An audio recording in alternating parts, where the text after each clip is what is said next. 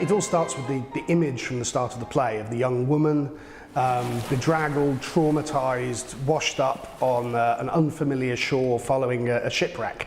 And that image immediately, to me, suggested refugees. What country, friends, is this? This is Illyria, lady. And what should I do in Illyria? My brother, he is in Elysium.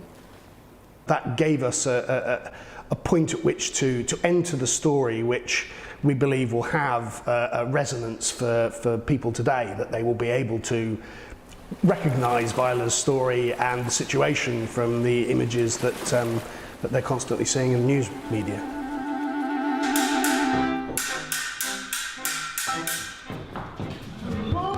Why is it such an enjoyable play? It's an enjoyable play because it's got a particular combination of beautiful poetry and funny comedy.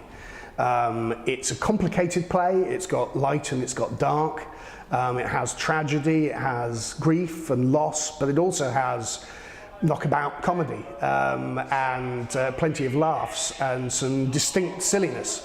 So Illyria is a place where you can laugh and you can cry, and that, I think, makes it a very special and enjoyable play.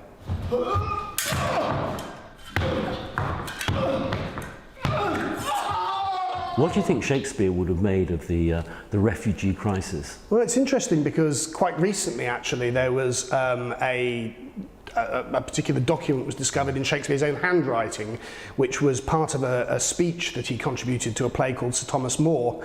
And in that play, More delivers an impassioned speech calling for people to treat the refugees from Europe at the time, who were the Protestant Huguenots who were fleeing Catholic Europe into Britain, with humanity and decency, and not treat them as outsiders.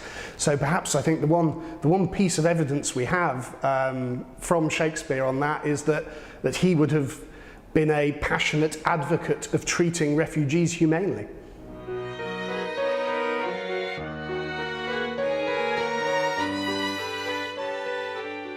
It's fascinating when you're in a rehearsal room just how much is familiar in these characters and their situations.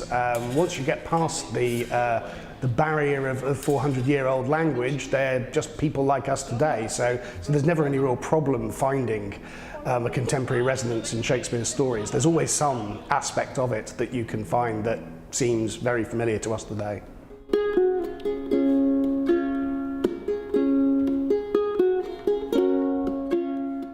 Aside from the refugee element in the story, I mean, what else does this play have to offer an audience today? And one of the interesting themes that comes out of it is the theme of gender and sexuality. Viola, in order to survive, pretends to be a man. She comes from a society and lives within a society where it is very difficult to be a woman on your own. So in her attempt to buy some time to sort herself out and to survive, she puts on a male identity. And we tend to think of sexuality being a spectrum and gender being a spectrum as a very modern 21st century idea. But in fact, I think it's something that Shakespeare and his contemporaries knew very well and that we're rediscovering now.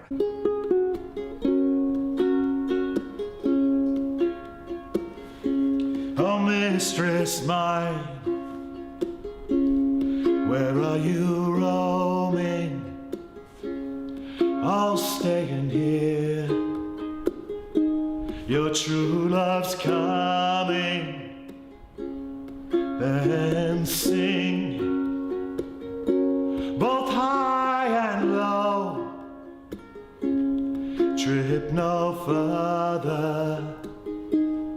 Pretty sweeting. Journey's end in lovers meeting. Every wise man's son doth know. Every wise man's son doth know.